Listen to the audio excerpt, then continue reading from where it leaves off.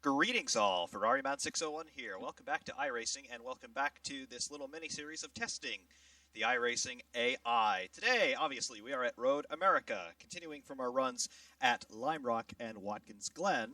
We noted a few trends between those different events with the AI, namely that the AI all tend to follow the same line, pretty much regardless of circumstance. And, well, perhaps some of that is due to the strength of the field that I had dialed in, and we have since revised that for this run. The bottom end of the strength of field is still 40%. The maximum is now up to 100 from 80. Now, I don't know what that is a proportion of. I don't know if that's proportionate to my fastest time or if it's proportional to whatever the AI algorithms compute as the ideal lap time for this car at this track in these track conditions, which is 100% rubbered in with the marbles cleaned, by the way. But we shall find out. Just as before, we have a field of 20. We're starting in the back. We have a 10-minute timed race. No formation lap with the standing start. So, without further ado, let's go to the grid. Get the car switched on and fired up. We'll wait for the lights. There are the reds. First gear. Await the green. Go. Right. All reasonably slow away from these guys. But they go ahead and they close the gap to impede our forward progress.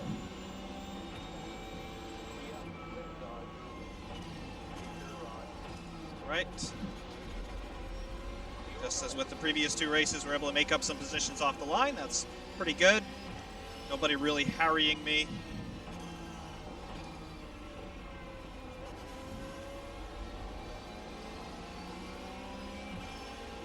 All right, let's see what we can do with a little bit of a slipstream. The field very courteously punching a gigantic hole in the air for us.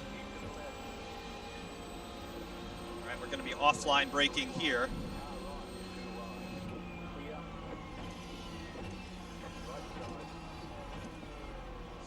Here. He's got the ideal line. Right.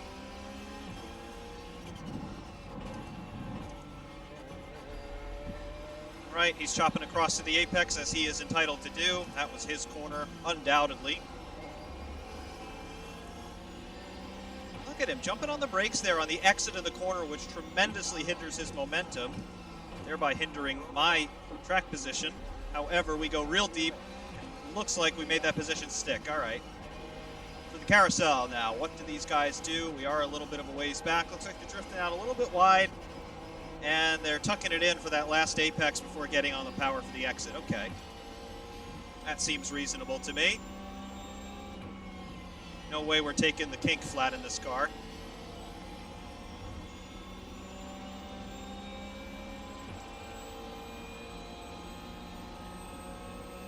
Right. On the brakes into our big stop. He's thinking of pulling up a move up the inside. He just might do it, and he has done it. I got on the brakes a bit soon there, really unsure of what I had underneath me. And he took advantage of it. Fair enough.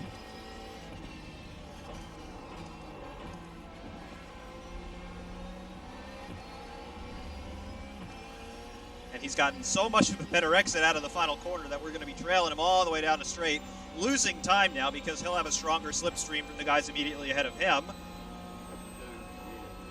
2:28.909 with a standing start. In the top 10, whatever that means. Probably in 10th, if I had to guess.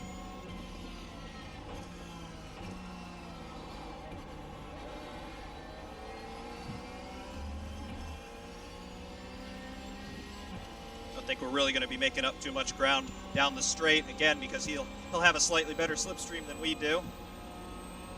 But at least we'll be online for braking this time.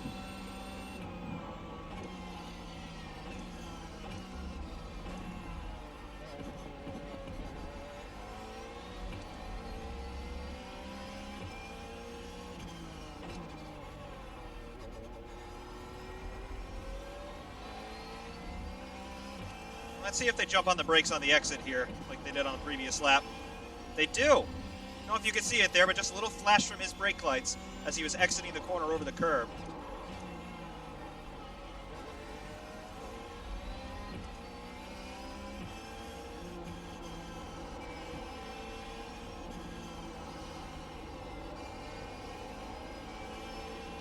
I'm just trying to carry as much speed as I can there, hindering the mid-corner and going off there on the exit. That's not how we drew it up.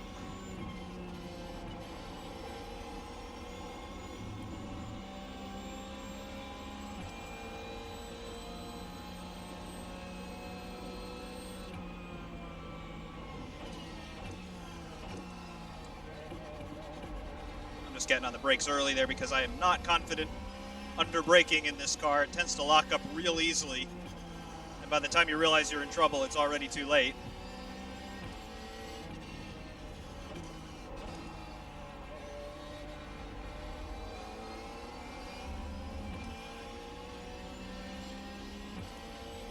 So on this lap, looks like we made up pretty much no ground on aggregate. Awesome.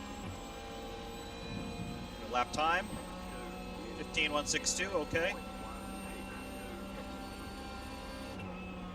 Smoke up ahead.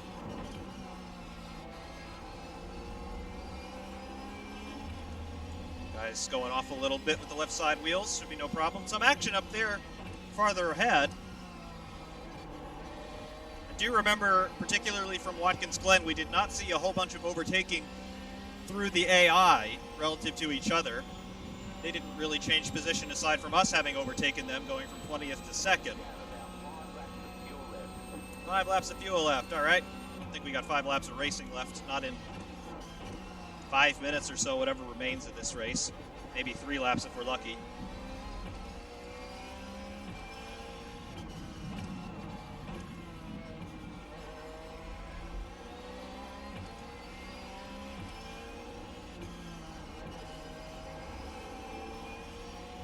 And they're still jumping on the brakes on exit there.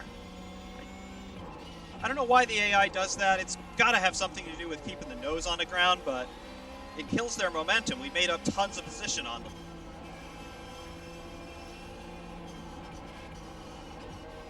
Everybody just tracking out a little bit wide, mid-corner, and then tucking it back in for the last apex. Let's keep it on the road this time, and we do. Dab on the brakes from everybody. That seems reasonable. We have a little bit of a run. Can we capitalize? Trying to do what he did to me, but he kept the door shut. Again, he's entitled to do that and defend his space.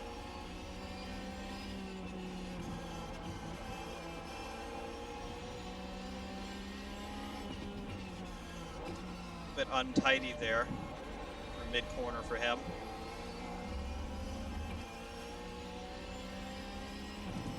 And he just gets ever so slightly a better exit than we do out of the final corner, and that's where we're losing our position all the way down the straight here.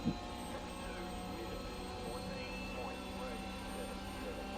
have we got coming into 1? We lock up big time. Again, just trying to keep it out of the back of him. The brakes on this car are stronger than you really can use because the fronts lock so easily.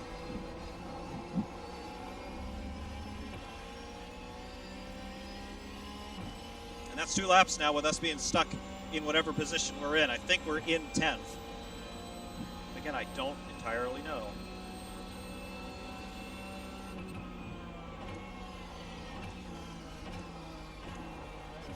Really got to use the gearbox and engine braking to get this car stopped.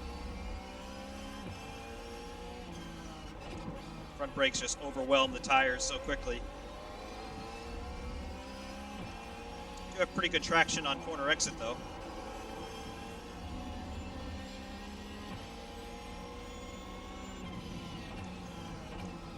Lock up from up ahead.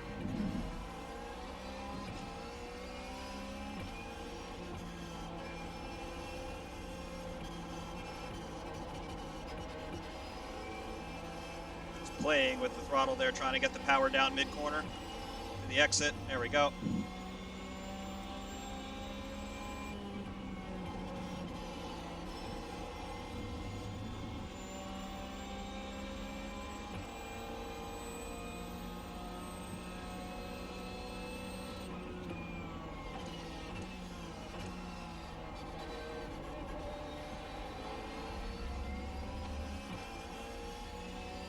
have anything for him in the final complex?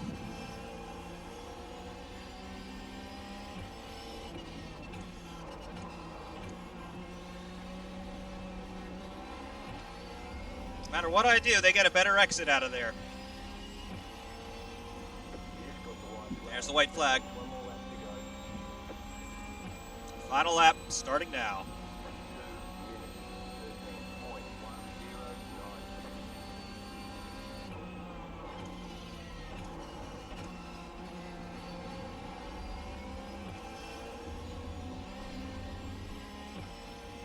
Well, I've got to say, ratcheting up the AI strength definitely helps. They are a lot more consistent now. This guy actually overtook us on merit. I left the door wide open.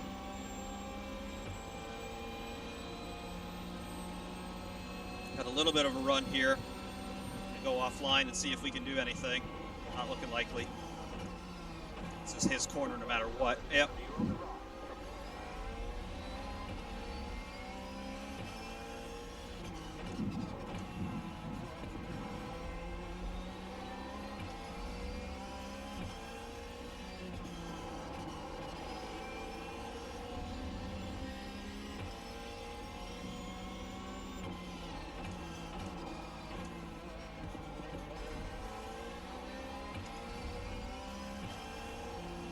Hang with him through the carousel, we might be able to set ourselves up for a run.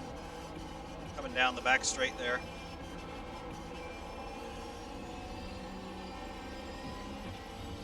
Much better exit than he did. Coming up to the kink though. All right, we have a good slipstream now. Does he defend? How does he react to this? Find out. He's online. Let's see. All right, there's the position back. There's a low fuel warning.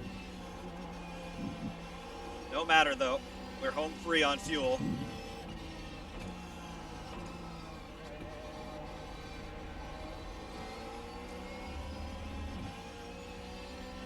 All right.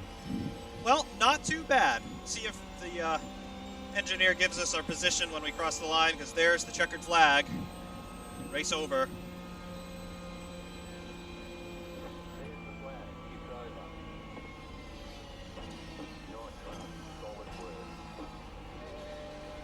Let him go.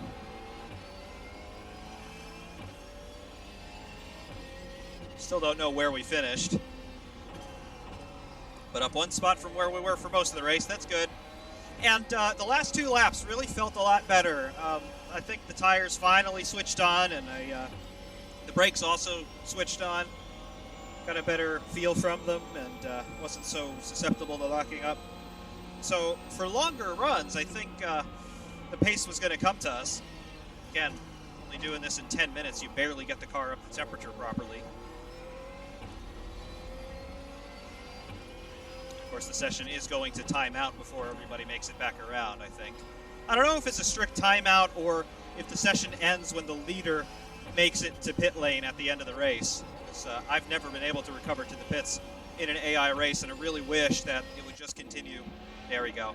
Not even close to anybody making the pit lane there. I really wish the session would continue all the way until you end the session, just like you would for an online race within, about 10, 15 minutes.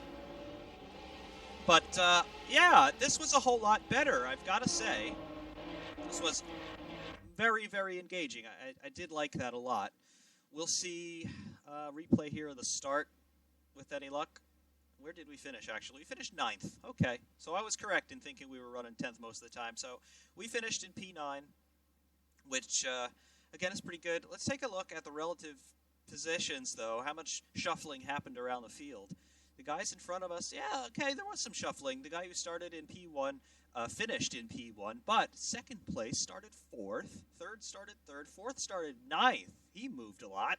And, 5th finished 6th, 6th finished 7th, and 8th finished 8th. We started 20th and finished 9th, but we kind of blow the metrics there, and P10 finished P10 as well. So, okay, that was some dynamism going on in the front half of the field. The rear half of the field, though, for the most part, aside from P11, who started 7th,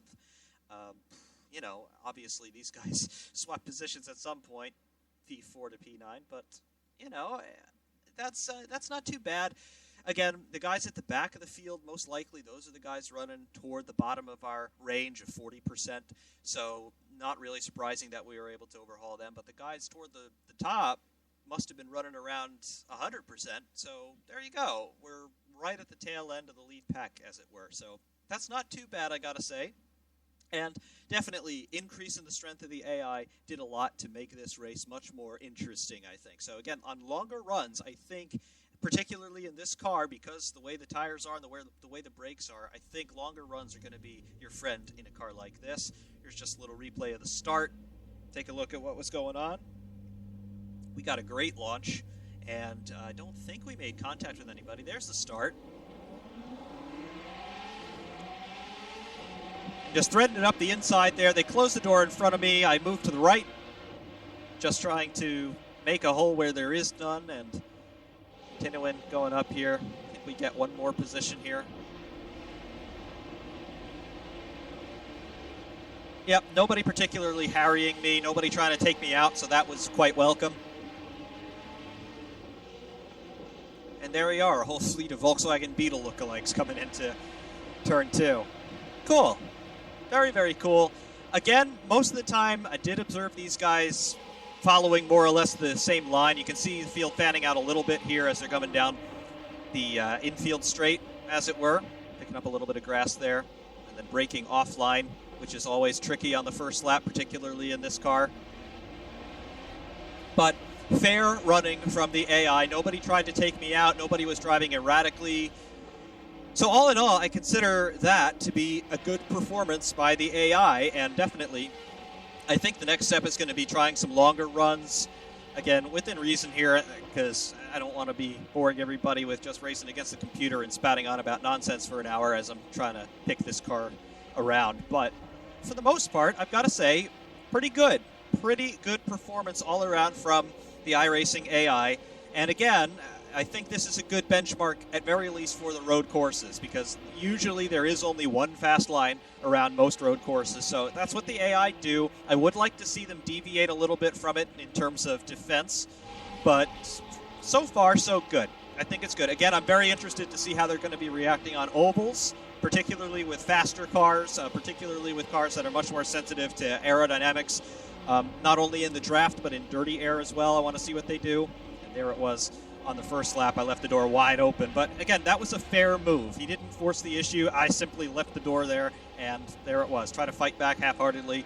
Absolutely not the place to do that. So again, I think they definitely have done a good job so far with the AI here on iRacing, and it's going to be a cool feature to see moving forward. But so much for that. I think we've got ourselves some good material moving forward with some more AI testing content. I really want to see them extend this to more cars and more tracks, because we've only got a smattering. I mean, we've got quite a few good tracks so far. We have Lime Rock, Watkins Glen, Road America. You've also got the Nürburgring Grand Prix circuit, and there are a couple others in there that I'm missing. But for the moment, I think this is good. This is a good benchmark for the iRacing devs. If anybody from them happens to be seeing these terrible videos, perhaps, it's good. Definitely, this is a good benchmark. So until next time, I hope that everybody enjoyed that one. Ferrari Man 601 saying thank you very much for watching. And of course, we will see you soon.